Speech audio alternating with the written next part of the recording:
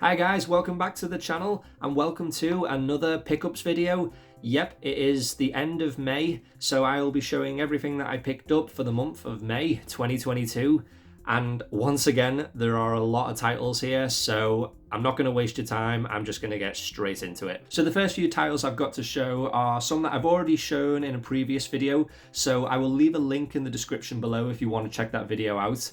But the titles in question are the Daario Argento Arrow limited editions. So we've got Bird with the Crystal Plumage, Cat o' Nine Tails, Deep Red, and Phenomena. So yeah, like I said, I've already done a video on these where I showed them off a bit more, so if you do want to watch that video, then please feel free to check it out. So the next title that I've got to show is another item that I have already shown in a previous video, so yeah, feel free to check that video out if you so wish to, but it is Enter the Void, the Arrow limited edition Blu-ray set. So yeah, I'll leave a link in the description below if you want to check that video out. So next up, I've just got a few DVDs to show you that I picked up. And the first two I've got here are two Korean movies. I'm always on the lookout for more sort of obscure South Korean movies because I'm a big fan of some of the movies we've had from South Korea. And these two came highly recommended. And the first one I've got here is a movie called Brotherhood. And I believe this is sort of like a kind of like a Saving Private Ryan type of movie, but set during the Korean War. And I think it does involve sort of two brothers. I've not watched this movie yet, but I've heard that it is, a really good movie. And I've even read that some of the battle scenes kind of rival the likes of Saving Private Ryan and movies like that. So yeah, I'm looking forward to checking out Brotherhood. And the next one I've got here is a movie called The Chaser. Now I have watched this movie and yeah, this was a fantastic film. It's basically about a guy who, well, a former police officer who is now a pimp, and some of the prostitutes that work for him have been getting killed by this murderer. And this pimp basically decides to use one of his girls as bait to try and flush this murderer out so he can apprehend him.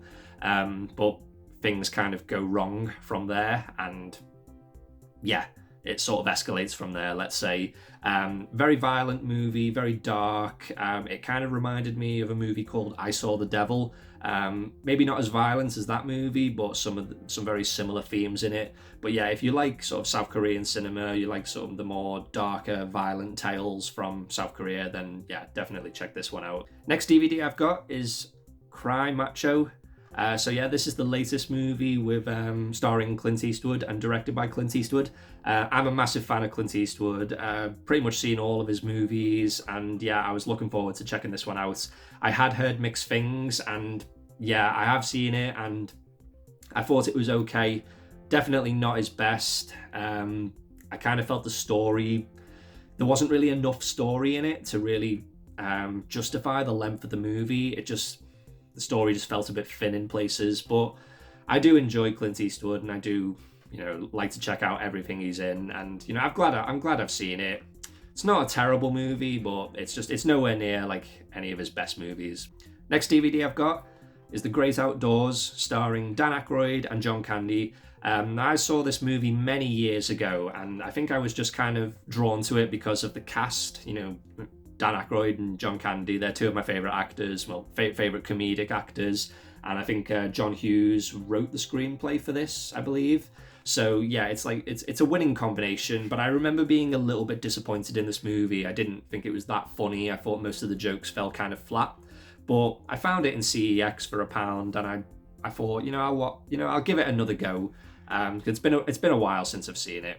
But yeah, that is The Great Outdoors. So I'm a big fan of the Police Story movies starring Jackie Chan, but I only had ever seen the first three, but I decided I wanted to check out some of the others. Now I know some of the other movies in the franchise are they're not considered to be like officially part of the franchise, but they're still kind of, called Police Story, whatever. But the first one I got is Jackie Chan's First Strike. So yeah, this is sometimes known as Police Story 4.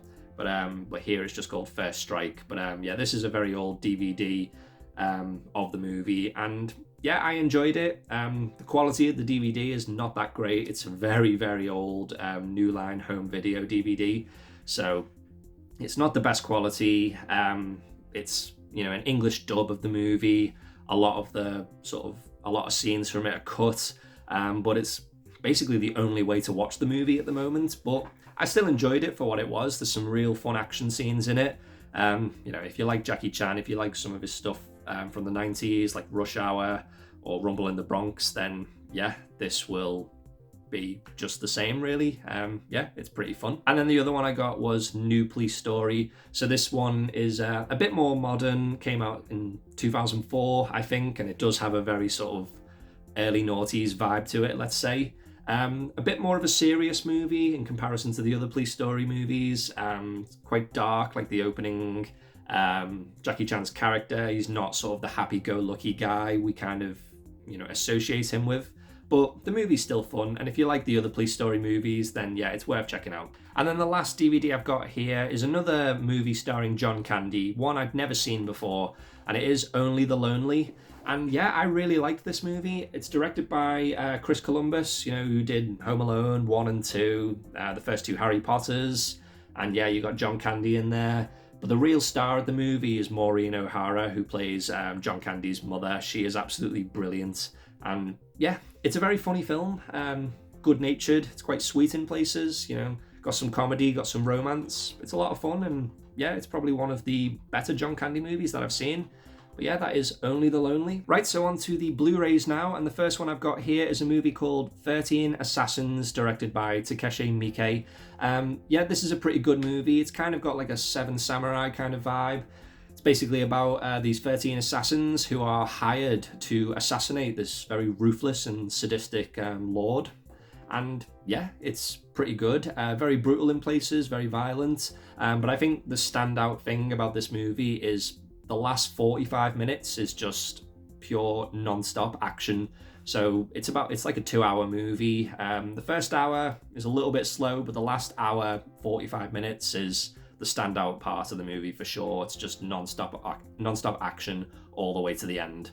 But yeah, I enjoyed it. That is 13 Assassins. Next up, I picked up Apocalypto. So this is a movie directed by Mel Gibson, and I can remember this movie coming out sort of 2006, 2007, and I just remember at the time I had zero interest in this movie. I just wasn't really interested in the setting, the period that it's set in, the culture that's being portrayed, the fact that there's no sort of real stars in this movie. There was just nothing about this movie that drew me in at the time, but I'd always been told over the years by people just how good this movie was, and that it's kind of like considered like an underrated action movie. And now that I've watched it, I can so see that this is a fantastic film.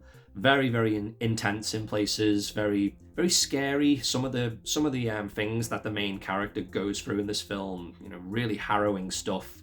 And that final act when he's trying to get away from like this tribe that's chasing after him in the jungle, real tense stuff. But yeah, I really enjoyed this film. That is Apocalypto. Next up, I picked up from Cex Blood Diamond. Now, I have seen this movie, but the last time I saw it was when it came out, which was probably 2006, 2007, and I can remember watching it on a plane.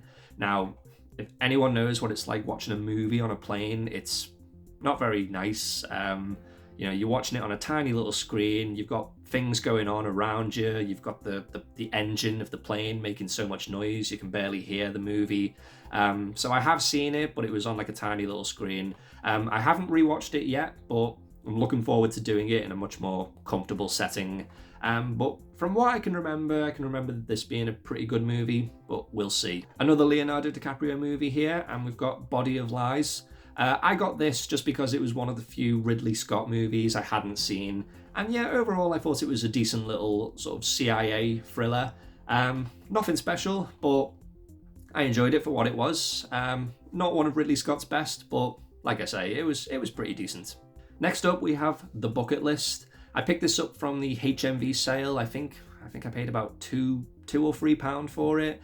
And I do like Jack Nicholson and Morgan Freeman. I do quite like a lot of Jack Nicholson's sort of like more later movies, like As Good As It Gets and Something's Gotta Give. And that was kind of the main reason why I picked this up. And this is another movie that was, it didn't blow me away, but it was decent. It was fun. Quite, touching and heartfelt in places and pretty funny. But yeah, that is the bucket list. Another CEX pickup here, and this one is a movie called Devil. This is a movie I remember seeing when it came out, and I remember having a pretty good time with this. It's got M. Night Shyamalan's name attached to it. He didn't direct it, but I think he produced it. So I think that's why the movie kind of probably did okay when it first came out. But it's basically about a group of people who are trapped in this lift, this elevator in a building, and they basically start to realize that one of them isn't what they seem, and that one of them is actually the devil. And as the movie goes on, they each kind of get picked off one by one, but you as the viewer kind of have to decide who you think the devil is in this elevator. The premise would work so well in something like The Twilight Zone or some kind of like horror anthology series, but the movie itself is not very long, so it kind of feels almost like you're watching an episode of TV, but I remember it being pretty decent, and I'm looking forward to checking it out again. Next up, we've got Drag Me to Hell. I picked this up mainly because it was the only sort of Sam Raimi movie that had passed me by and I'd never seen it. And yeah, I really enjoyed this film. Quite creepy in places, but it's got that sort of Raimi-esque touch to it. Some of the very over-the-top camera effects, some of the over-the-top makeup and performances, and yeah, I thought it was pretty good. Not like one of the greatest horror movies ever, but still a decent movie at that. Next up, we've got The Festival, and I picked this up mainly because I grew up sort of a fan of The Inbetweeners. I do enjoy the series, the movies they made, and obviously we've got this guy here who played one of the Inbetweeners, and I think one of the creators of the Inbetweeners directed this, so that's kind of why I picked it up. It was okay, not of the same caliber as the Inbetweeners, but it was funny enough in places, and it's an easy watch. Yeah, that is The Festival. Next up, we've got Hobo with a Shotgun. So yeah, I remember this movie coming out and just thinking the premise sounded amazing, and I wanted to see it because it has Rutger Hauer in it. But I never ever got around to watching it, and yeah, this was a first time watch for me, and yeah, I really enjoyed it. Very, very gritty, very violent. Some of the violence is very mean-spirited, very unapologetic stuff going on here, but I really enjoyed it. I'm not gonna lie, I thought it was a lot of fun. Another CEX pickup here, and we have Hunt for the Wilder People. I was really happy to find this because this is quite hard to find on Blu-ray. I remember watching this at the time it came out and absolutely loved it. And yeah, I still think it's a very funny movie. Probably one of Sam Neill's best performances. He's just hilarious in this movie. And the young kid here, I forget his name, Julian Dennison, I think it is.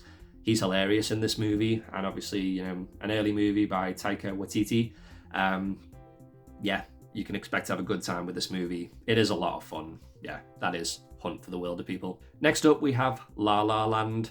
This was a movie that I can remember it coming out and everyone raving about it. But for whatever reason, it just passed me by and I never got around to watching it until now. And yeah, I have to say, very well made movie. The dancing, the music, the performances, all real top stuff. Production values are fantastic. That opening scene on the overpass onto the highway. Whilst I don't think the musical number itself is that great, just the choreography and just the production behind that opening scene is just fantastic.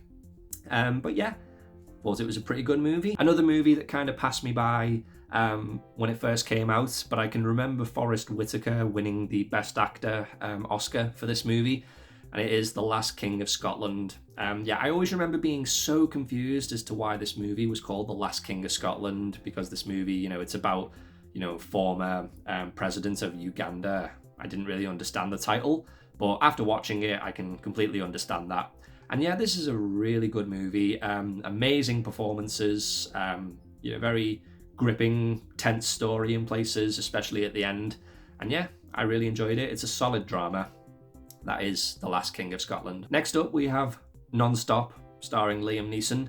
I'm not really the biggest fan of all these sort of Liam Neeson action movies and Taken knockoffs we've had over the years, But I was kind of drawn to this one because it's set on an airplane, and I do quite enjoy my movies that are set on an airplane. Liam Neeson plays a US air marshal who's on a plane, and he receives this text message from someone to say that if he doesn't deposit $150 million into this account, then somebody on the plane will die every 20 minutes. And from there, he basically just has to figure out what's going on, who's sending these messages, and what can he do about it.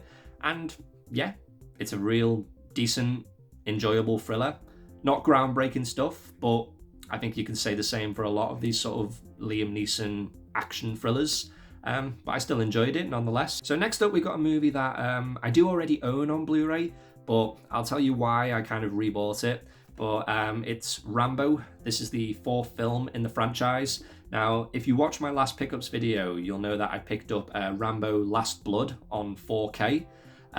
But this is the only movie here in the UK that is very hard to obtain on 4K. It doesn't even have an official 4K release in the UK. I do already own this on a steelbook version, but it only contains the extended cut of the movie. Now, this is one of those rare occasions where I actually prefer the theatrical cut of this movie. I don't like the extended cut because it rearranges some scenes, especially in the beginning of the movie, and to me it just kind of throws it off a little bit. It ruins the pacing somewhat. So I always kind of wanted to just get this again at some point on Blu-ray with the theatrical cut. And now I have it, and has a slipcover with it, so I can put it alongside the rest of the Rambo movies because I've got the other 4 on 4K. But this is the only one I don't have on 4K, but you know, this release will do. Next up, we've got Rec 2. Yeah, I remember watching this alongside the original Rec, sort of way back when. And I always remember it being a real solid sequel. It's great. It's kind of a great double bill, if you like, because it follows on straight from the first Rec movie. I know that Arrow did a release of their own of the first movie, but I can't see. It doesn't seem very likely that they'll do the second movie, so I thought I would just pick this one up for a couple of quid. Next up, we've got Run Fat Boy Run. I remember this movie coming out, and at the time, I just had no interest in it. I wasn't really a big fan of Simon Pegg. I wasn't really into my British comedies. But this is a favourite of my girlfriend Zoe. She loves this movie, and she got me to watch it one time, and I really liked it. It's a really funny movie. Simon Pegg's great in it. You've also got Hank Azaria in there, who's very, very funny as sort of like the antagonistic rival character to Simon Pegg's character. But yeah, I found this for 50p in CEX, and I thought, why not pick it up? But yeah, that's Run Fat Boy Run. Next up, I have a movie that was actually recommended to me by one of my viewers. Yeah, we were talking in the comments section of one of my previous videos, and he pointed this movie out. And as soon as I went away and read up about it, I knew I had to watch it. I can't quite remember who it was who recommended the movie to me, so if you're watching, mate, please let me know in the comments below, because I do have you to thank for this. But the movie is Hounds of Love. So yeah, this is a movie based on true events. It's about this couple from Australia in the 1980s who they basically kidnapped young women and, you know, did pretty horrible things to them. But this movie is about this one girl and her ordeal after being kidnapped by this depraved couple. And yeah, it's a very disturbing watch, very dark in places, but incredibly well made for a debut movie from the director Ben Young. Yeah, this was his first film, but this movie just oozes confidence with like its production values and its editing and everything. It's a real grueling watch, but a very rewarding one at the same time, if that makes any sense. And yeah, this is an Arrow release, and believe it or not, I actually found it in my local CEX, and I think it was only a $5. And it still has the booklet and all that. But yeah, if you do like sort of your darker, disturbing movies, but you know, still with a bit of hope, you know, check it out. It's a pretty good movie. Next up, I've got a 4K, also from CEX, for a pretty decent price, and it is The Seventh Seal. Yeah, this is a movie directed by Ingmar Bergman. One director I've never really delved into all that much, but I think this is probably his most popular movie. basically about this this knight who returns from battle, who engages in this sort of chess game with death. It's been like sort of parodied in a lot of things, most notably, you know, like Bill and Ted's Bogus Journey and things like that. I was a little bit underwhelmed by this movie, I've got to say. I liked all the parts with death itself, but other than that, I found it a little bit slow. But I am going to give it another go at some point, because it is a very highly regarded movie. But I'm still happy to have it in the collection. Next up, I got another 4K, and one that I got for, I think this was only £6, but it is Jojo Rabbit. Yeah, this is a movie that I've been wanting to see for a while, just never got around to it. I finally have, and yeah, I really enjoyed it. Pretty strange subject matter. You know, it's a bit of a weird one, but I still enjoyed it. Thought it was pretty funny, quite dark and serious in some parts of it, but for the most part, it was pretty lighthearted and fun. So next up, I got a movie directed by Francis Ford Coppola, and one that I'd never seen before, and it is Rumblefish. So yeah, this is a movie that came out in the early 80s, and it's basically about these rival gangs. It's kind of like a coming-of-age story set in Oklahoma, but it's got a fantastic cast. You've got Matt Dillon, Mickey Rourke, Diane Lane, Dennis Hopper, Nicolas Cage, Chris Penn, and so many others. And it's got a great score by Stuart Copeland, who's probably best known for being the drummer for The Police. I thought this was a really interesting movie. Even though it's kind of like a coming-of-age story about like troubled teen life, it's very like Art Deco, very experimental. It's black and white. It's everything you just don't expect it to be. But I thought it was a fantastic movie, and it's jumped right up there with some of my favourite Francis Ford Coppola movies. I'd say it's probably underrated, but yeah, check it out, Rumblefish. So after picking up Rumblefish, I realised that apart from the likes of the Godfather movies and Apocalypse Now and Dracula, there isn't really any other Francis Ford Coppola movies that I'd actually seen, and it kind of inspired me to get into some of his more movies. So I ended up picking up The Conversation, and this was from HMV, and it was $7.99, and I thought that was a pretty decent price because you get like this sort of nice slipcover with it, and you get even a booklet as well. So I thought that was a pretty decent price. And yeah, this was one I'd never seen before. It was a movie he made in between the first two Godfather movies, and I know for some people they consider this to be his best movie and his most underappreciated, and I can understand that. I mean, I watched it the other night and I thought it was brilliant. You basically got Gene Hackman playing he's like a sort of an expert surveillance man who's been asked to spy on like this couple and tape their conversations and then give it to the client that he's working for. But as the movie goes on, he starts to realize that this job he's in is more dangerous than he first let on, and it kind of goes from there, and he kind of gets himself into some deep water and trouble with this job. And yeah, I really liked it. It's a great sort of 70s thriller. I can't really say much more than that. You've even got a very young Harrison Ford in there playing sort of like a kind of a sleazy sort of secretary character to Robert Duvall's character. He plays the client. But yeah, everything I heard about this movie was true. It is a fantastic movie, The Conversation. And then the other Francis Ford Coppola movie that I picked up, this is a fairly new release, and it is The Outsiders. So like Rumblefish, this is sort of like a coming-of-age story about like rival gangs set in the 1950s. Very similar movie to Rumblefish, but I would say this one is the more conventional movie. It's probably the easier to watch. Like Rumblefish was very experimental, very Art Deco. This is like a bit more mainstream, and it's got an amazing cast once again. You've got C. Thomas Howell playing the main character, but you've got Matt Dillon, you've got Ralph Macchio, you've got Patrick Swayze, Rob Lowe, Diane Lane, Emilio Estevez, and you've got a young Tom Cruise in there. And you get two cuts of the movie. You get the original version and you get the complete novel.